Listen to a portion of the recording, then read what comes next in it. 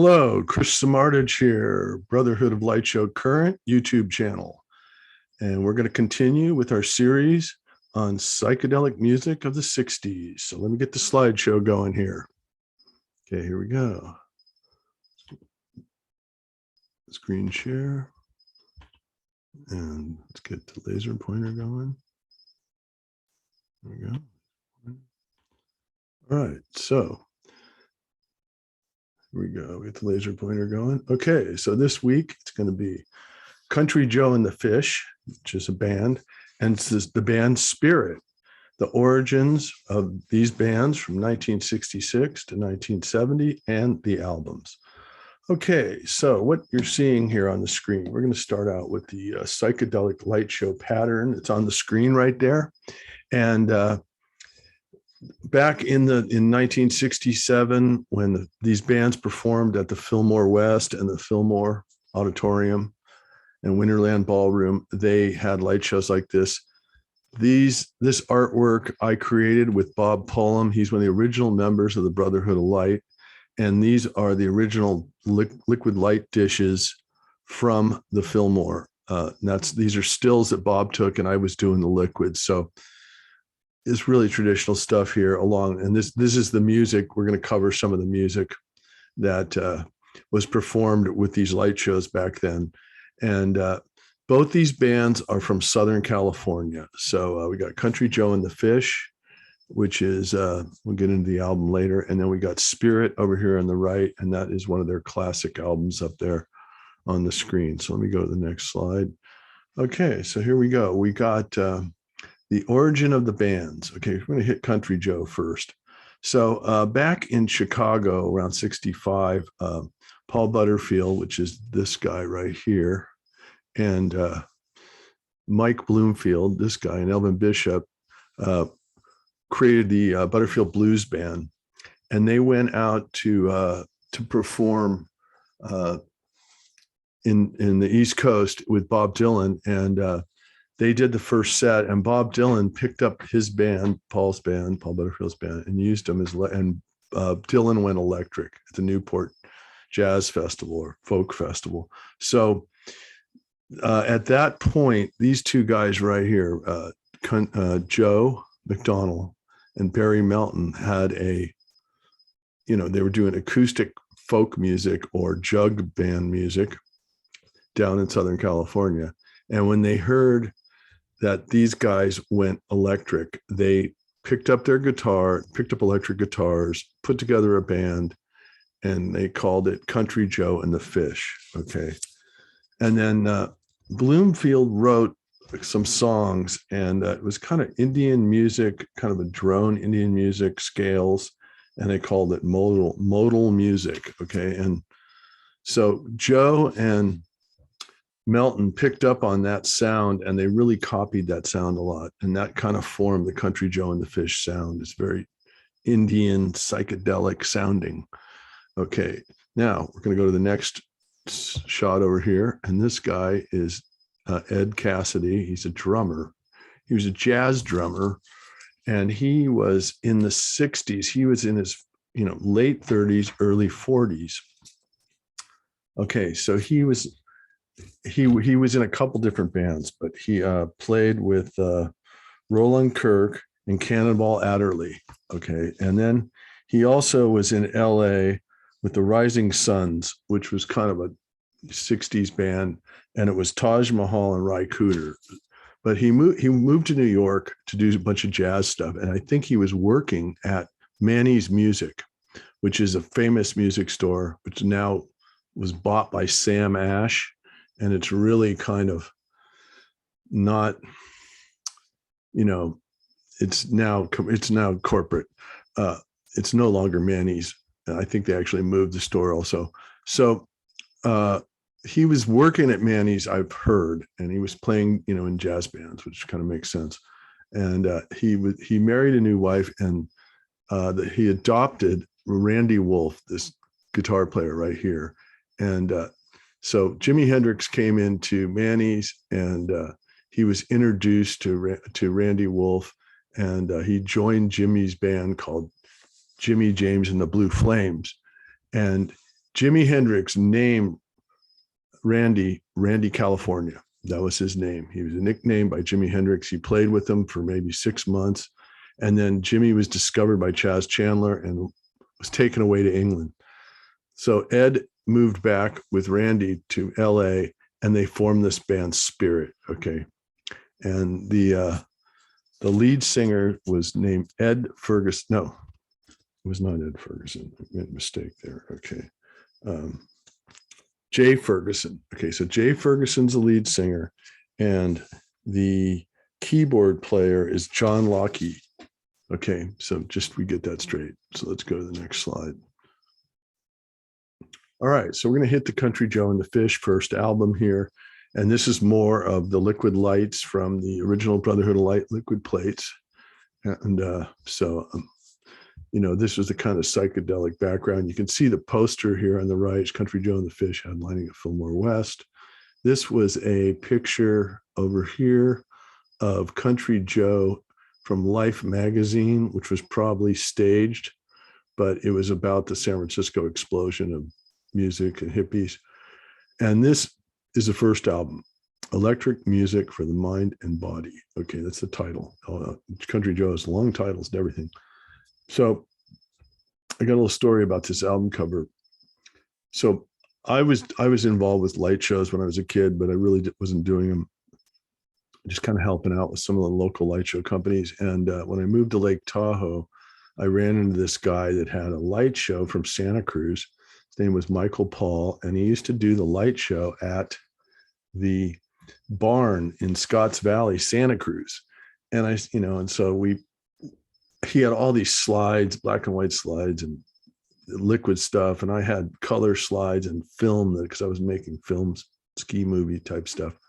So we got together and we started doing light shows and bands would show up and we rent a building in Truckee or whatever. And we do these light shows. So I said, what's your light show look like? And when I first met him, he says, oh, it's like the Country Joe and the Fish album cover one. I go, oh yeah, I love that album. I love Country Joe. So then as I was doing the research on this particular show, I read that Country Joe rehearsed and played at the barn in Scotts Valley. And I realized that this is actually Michael Paul's light show on their cover. And I always thought he just referred to it as it looked like that, but it's actually his show because I recognize these slides. So it's really crazy to see this.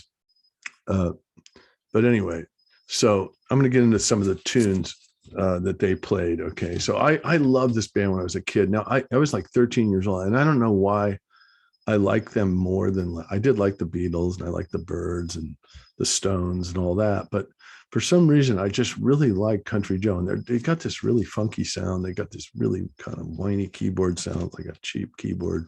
It's not a Hammond B, but for some reason, when I was a kid, I loved them. So Flying High was one of the songs. Sweet Lorraine is the other song. Section 43 is one of these modal songs, which is Joe's favorite. Okay. Death Sound Blues is a cool one. Bass Strings is another modal psychedelic, trippy psychedelic song. And then the Mass Marauder, of course, who wouldn't love the Mass Marauder when you're a 13-year-old kid, right? So anyway, this is a great album. It might be kind of jarring to some people listening to modern music, but it's really trippy and psychedelic, and it goes with our light show. So anyway, let's move on to the next slide. So then they came out with their second record, and here they are. There's an Avalon poster over here, and this album is called "I Feel Like I'm Fixing to Die," and it came out in 1967. They're both, and the other album came out in 1967.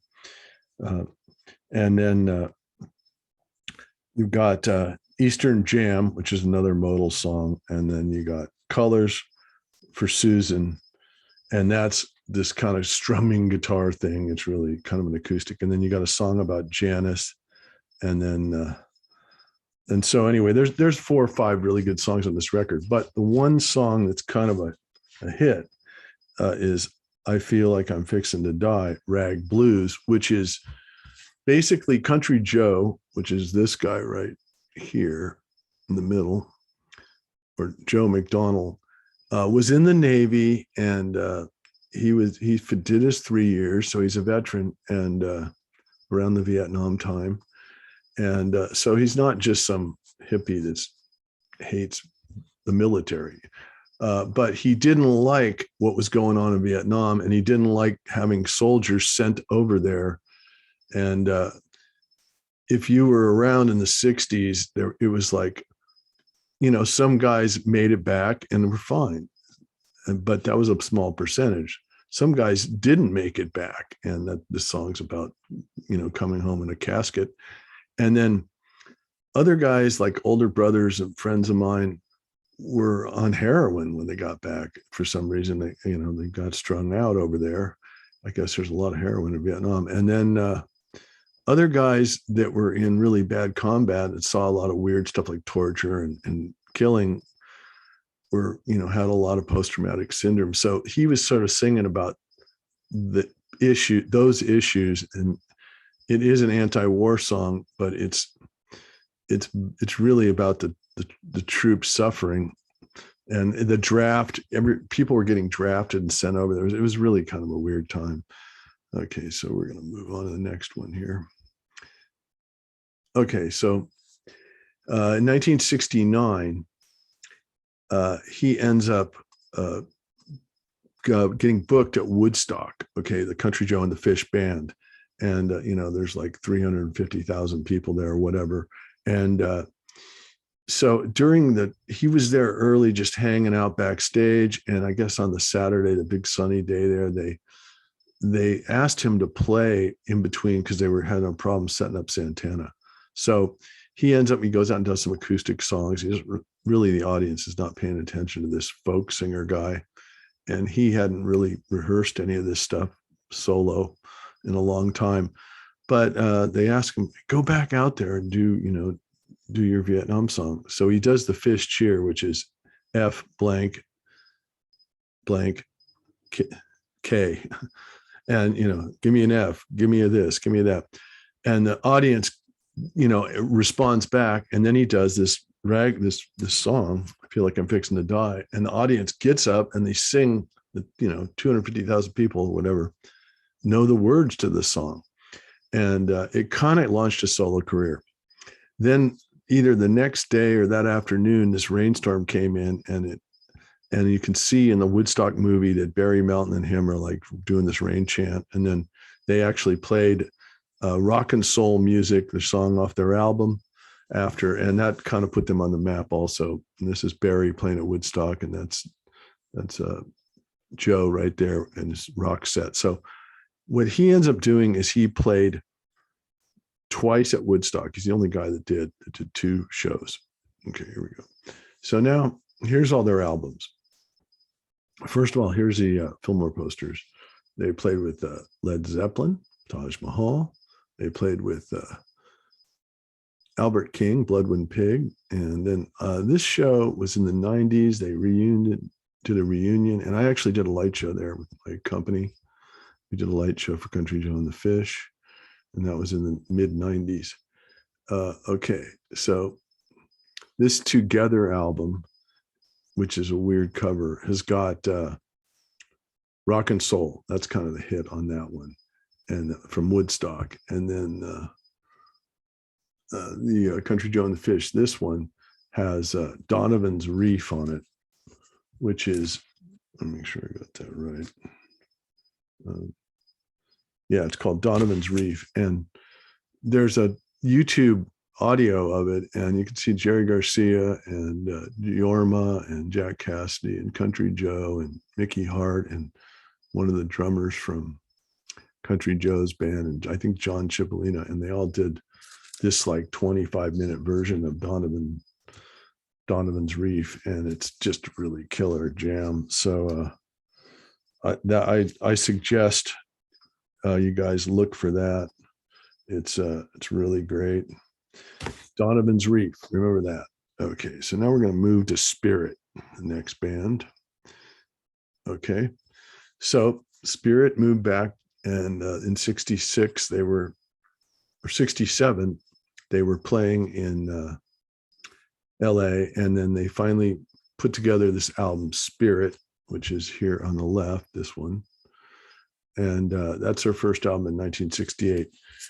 And this album, okay, it's got some really good stuff on it. Okay, it's got Fresh Garbage is one of the songs, really cool. Jimmy Page actually covered it on a live show.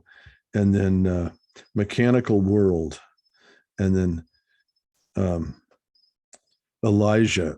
And that, okay, Elijah is like a jazz rock song. I mean, it is just it's like 10-minute long jazz jam leaning into prog. Okay, really good stuff. Okay, so now then they came out with the the album is called The Family That Plays Together.